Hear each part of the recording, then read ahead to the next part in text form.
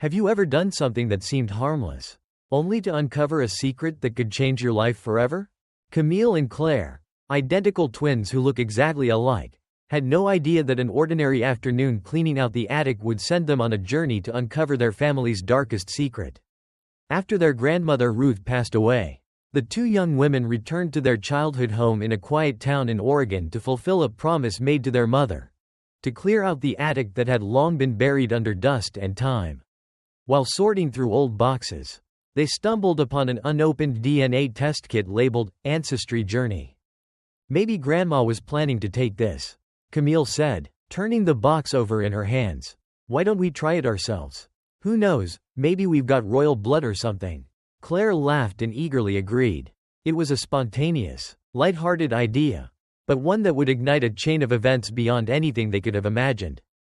The sisters sent in their samples, unaware that just a few weeks later, the results would reveal more than genetic heritage. It would drag their entire family into the heart of a criminal investigation that had remained unsolved for nearly 2 decades. A red alert flashed on the screen. "Results may be linked to an active criminal case. Consult a specialist immediately." From that moment on, nothing in their family would ever be the same again. 2 weeks after sending in their DNA samples, Camille was the first to receive the email. Their results were ready. She immediately called Claire over, and the two sisters sat side by side in front of the computer, hearts pounding as they clicked the login link. At first, everything unfolded as expected. The report showed a mix of European ancestry with a small trace of African heritage. Nothing too surprising. They chuckled at quirky traits the results suggested, like a genetic predisposition for curly hair or a sweet tooth. But then Camille frowned. "Claire, what's this?" she asked, pointing to a bold line at the bottom of the report. "Special finding, medical specialist consultation recommended." Beneath it, a bright red button read, "Schedule a consultation." Just like that, the fun and games were over. Their light-hearted journey into family roots had taken a sharp and serious turn. Claire swallowed hard. I think we should tell Mom." They called their mother up from the kitchen. One look at her daughters' faces, and she knew something was wrong. When she read the warning on the screen, her expression shifted immediately. Words caught in her throat, but her eyes betrayed a deep and rising fear. What do you think it means, Mom?" Camille asked gently. She tried to keep her voice calm.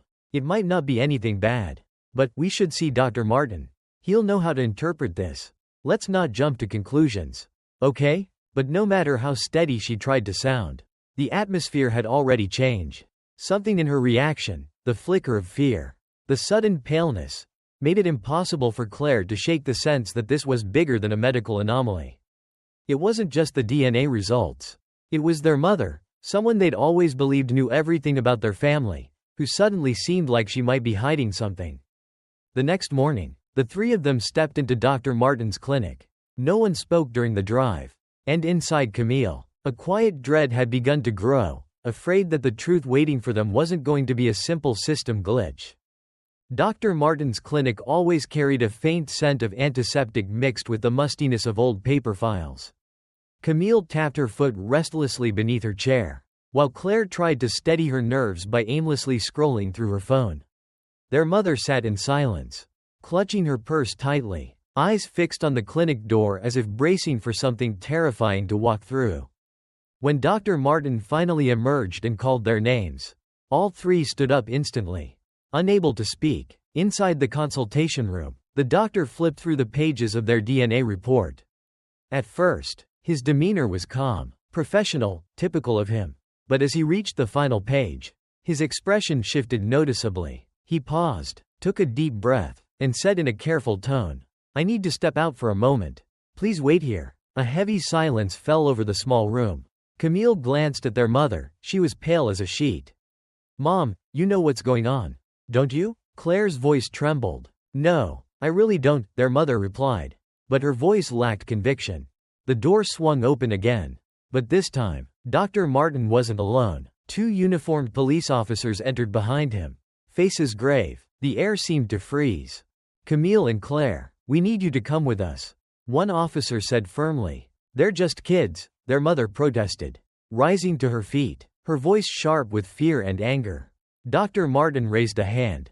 Trying to calm the tension. The test results indicate a connection to an unresolved criminal investigation. I'm not allowed to disclose any more here. Before they could process his words, the officers were escorting the girls out of the room, into a storm of flashing cameras and reporters who had somehow caught wind of the situation and gathered outside the clinic. Camille and Claire had no idea what was happening, but the icy weight settling in their chests told them this was no longer a game. The ride to the police station was silent. No words passed between them, only wide, anxious eyes and the pounding of hearts. In that moment, they were no longer just two girls exploring their roots. They had become the center of a mystery that would shake the foundation of everything they thought they knew. At the police station, Camille and Claire were led into a small, cold room with bare gray walls and a metal table. Moments later, Inspector Cole entered, tall, with a stern expression, but eyes that held no threat. He sat across from them and spoke in a calm, steady tone. I know this is difficult to process, but you have a right to know the truth. He placed a printed copy of their DNA report on the table. One line was highlighted in bold. Match found with evidence from an unresolved missing persons case 16 years ago. Claire stammered, but we're only 17. That's exactly why we were so confused. Cole said with a sigh. The DNA recovered at the scene came from a kidnapping case. And it matches both of you. That means someone connected to you, possibly your biological parents, is a suspect. Their mother broke down in tears, her hands trembling as she covered her mouth. Camille, trying to stay composed, found her mind spiraling back to one detail. What about Grandma Ruth? Did she know something? The question cast a long shadow across the room. Claire suddenly remembered the stack of old diaries they had found in the attic, the ones their grandmother had always kept off limits. Camille's eyes lit up with a flicker of hope. We found her journals. She wrote in them a lot. There might be something useful. Inspector Cole nodded, the seriousness in his face deepening. Bring them to me. Any detail, no matter how small, might help us put the pieces together. That night, the three of them gathered around the living room table. The diaries sat in front of them like keys to a locked past. The first pages were harmless, recipes, neighborhood gossip, miscellaneous notes. But then Claire's voice faltered as she read aloud. That night, I couldn't sleep. When the car stopped outside, I knew something was wrong. What had their grandmother witnessed? Who had left the bundle she referenced in later pages? And could that bundle have been them? The air in the room grew heavier with every word. The truth was beginning to surface, but with it came a flood of terrifying new questions. Camille and Claire continued flipping through their grandmother Ruth's journals, each line peeling back layers of a long-buried past. Her handwriting grew more chaotic, more emotional with each page. I protected them as if they were my own flesh and blood. But every night, I asked myself, will the truth ever come out? Claire's hand trembled as she reached a page taped shut with old yellowing adhesive. Behind it was a sealed silver-brown envelope, its flap marked with a single sentence, only open when absolutely necessary. With slow, deliberate hands, Camille peeled it open. Inside were two aged, yellowed documents, birth certificates. They stared at them in stunned silence. The line for the mother read, unknown. But one detail stood out with haunting clarity. The father's name, Lance Riker. A name neither of them had ever heard before. They brought the documents to the police station the next morning. Inspector Cole took one look at the name and his expression darkened. You found this in your grandmother's belongings? He asked, his voice more somber than usual. Claire nodded. Who is he? Lance Riker was the prime suspect in a high-profile child abduction and human trafficking case here in Oregon nearly 20 years ago. Cole explained, each word striking like a hammer. He vanished before he could be arrested. And, he's your biological father. The room fell into a stunned silence. Camille turned toward their mother. The woman who had loved them unconditionally their whole lives, now collapsed into the nearest chair. Eyes brimming with tears. I didn't know, she whispered. I always believed I gave birth to you. I never once questioned it. But the truth had become painfully clear. Their biological father was a fugitive criminal. A man still on the run. And Ruth, the stern, principled woman they'd known as their grandmother, had taken them in, raised them, and never said a word. Then Claire read a line from one of the final journal entries that shattered any remaining doubt. He begged me, said if I didn't hide them, They'd be killed. I didn't believe him, but when I looked into his eyes, I knew he was telling the truth. Camille's voice was barely a whisper. Grandma saved us from our own father. The days that followed passed in an emotional whirlwind. Camille and Claire could barely sleep. Their minds stuck on the same haunting question: if Lance Riker was truly their biological father, why had he abandoned them? And why had he chosen Ruth, a woman with no blood ties, to take them in? Inspector Cole later confirmed an even darker truth. Riker had once been a key player in a human trafficking ring that operated covertly across several western states. The case had shaken the public nearly 2 decades ago. But with no solid evidence and no one willing to talk, it had gone cold. That silence was finally broken by the accidental match from the twins' DNA test, after 16 years of quiet.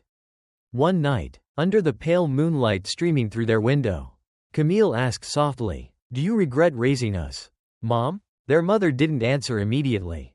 Instead, she sat beside them, wrapping her arms around both girls.